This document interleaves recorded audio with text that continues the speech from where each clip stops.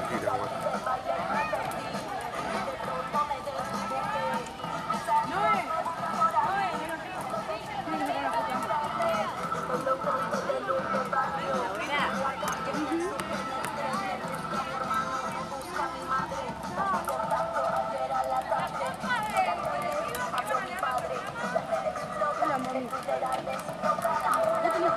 ¿Querés un palito, Alfo?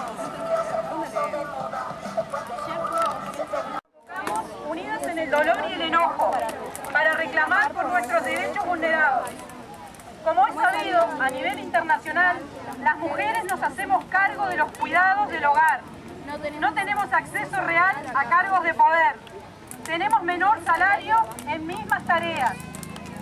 Por nombrar algunas de las injusticias a las que nos enfrentamos en el mercado laboral. Seguimos ocupando puestos precarizados sin garantía alguna del Estado. Las crecientes violaciones, acoso callejero, violencia doméstica, abuso de poder y muchas más situaciones nos hacen juntarnos para visibilizar que no estamos solas y que no nos callaremos más. Esperamos que quede claro hoy más que nunca que si tocan a una, tocan a todas. No toleraremos que estas cosas sigan pasando y se normalicen como parte de esta sociedad.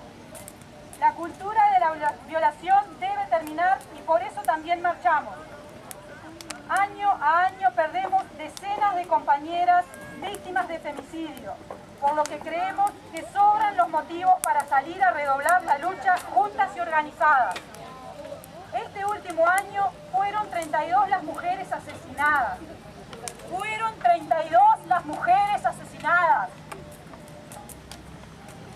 Exigimos que se declare emergencia nacional para que esta cifra deje de aumentar anualmente.